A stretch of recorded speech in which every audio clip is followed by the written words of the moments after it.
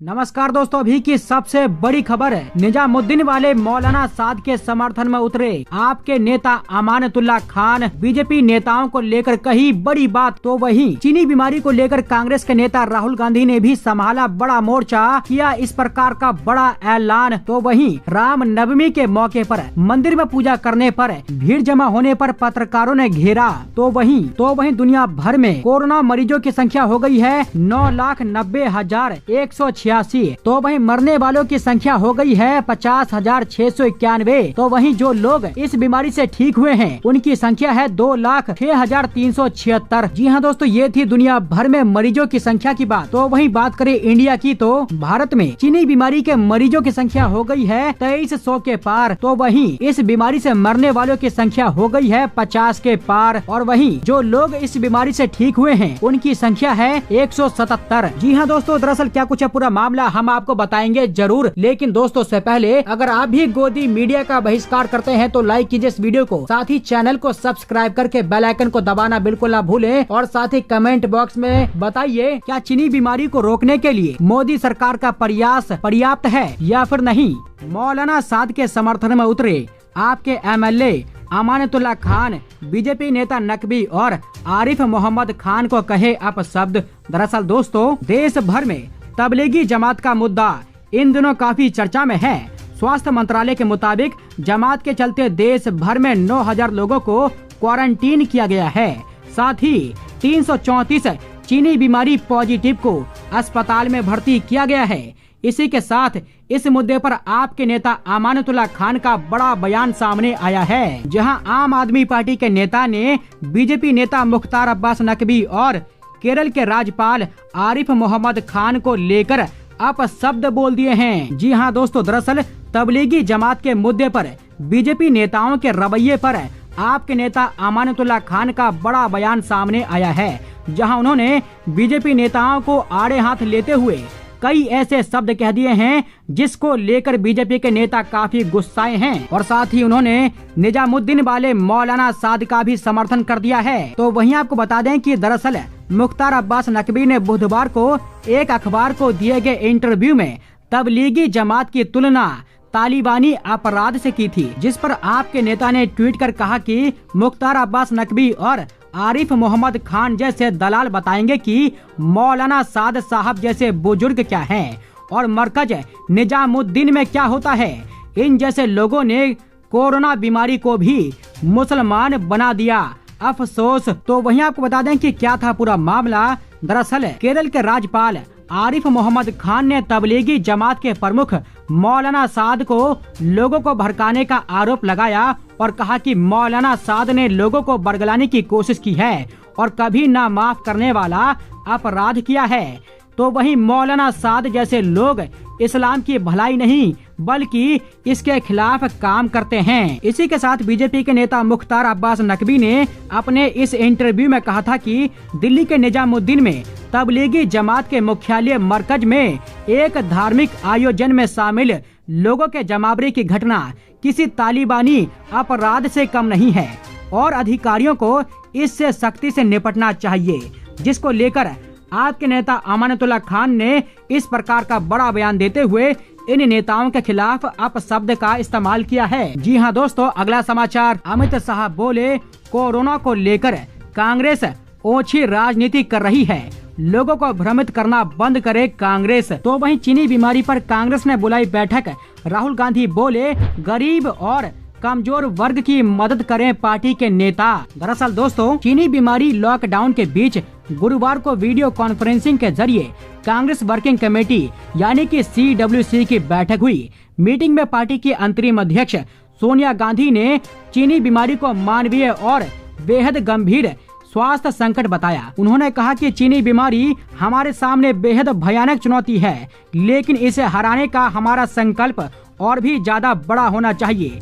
तो वहीं कांग्रेस के मुखिया ने यह भी कहा कि बिना किसी प्लानिंग के लॉकडाउन करने से लाखों मजदूरों को परेशानी उठानी पड़ी है। तो वहीं बैठक में कांग्रेस के मुखिया राहुल गांधी भी मौजूद रहे। मीटिंग खत्म होने के बाद राहुल गांधी ने एक ट्वीट कर बताया कि उन्होंने बैठक में किन बिंदुओं को पार्टी नेताओं के सामने रखा। जहां राहुल गांधी ने कहा कि आज कांग्रेस वर्किंग कमेटी की बैठक में मैंने इस महामारी का मुकाबला करने के लिए भारत की विशिष्ट रणनीति तैयार करने के लिए और कांग्रेसी कार्यकर्ताओं और नेताओं के लिए हर संभव तरीके से हमारे समाज के गरीब और सबसे कमजोर वर्गों की मदद करके इस झटके को कम करने पर जोर दिया है। तो वहीं देखा जाए तो एक तरफ राहुल गांधी ने इस बीमारी के निपटारे की गरीब मजदूरों की मदद की बात की, तो वहीं बीजेपी के नेता अमित शाह ने कांग्रेस पर राजनीति करने का आरोप लगाया। इसी के साथ राहुल गांधी ने कहा कि मजदूरों के लिए व्यवस्था के बिना दुनिया में कहीं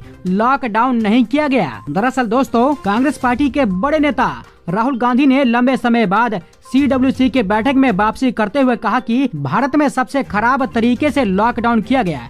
दरअसल वीडियो कॉन्फ्रेंसिंग के जरिए CWC की बैठक में राहुल गांधी ने कहा कि इतनी बड़ी तादाद में प्रवासी मजदूरों के लिए रहने खाने की व्यवस्था किए बिना किसी देश ने लॉकडाउन नहीं किया, इसकी वजह से लोग घर जाने को है मजबूर। तो वहीं राहुल गांधी ने कहा कि कांग्रेस को प्रहरी की भूमिका निभानी है। उन्होंने कहा कि हमें सुनिश्चित करना है कि जरूरतमंदों और गरीबों की रक्षा हो।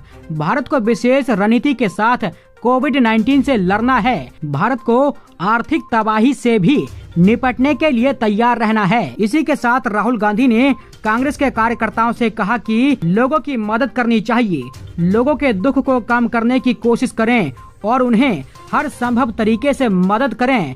उन्होंने ये भी कहा कि वरिष्ठ नागरिकों का विशेष ध्यान रखने की आवश्यकता है। जी हाँ दोस्तों, अगला समाचार। तो वहीं भीड़ जमा करने के मामले पर रामनवमी के मौके पर तमिलनाडु से मंदिर में पूजा पाठ का एक वीडियो सामने आने के बाद जबरदस्त तरीके से वायरल हो रहा है, जिस पर देश के जाने माने पत्रकार अजीत अंजुम ने कहा कि ये क्या है, यहाँ सोशल डिस्टेंसिंग का पालन भीड़ बनाकर की जा रही है। जो कायदा भीड़ लगाकर नमाज पढ़ने वालों पर लागू होता है वही इन पर भी लागू होगा ना।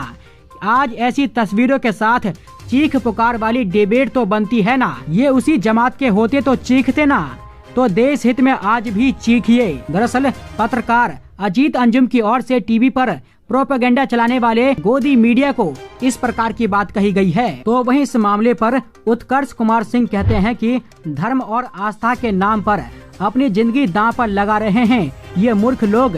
किसी भी कीमत पर लॉकडाउन का मजाक नहीं बनना चाहिए।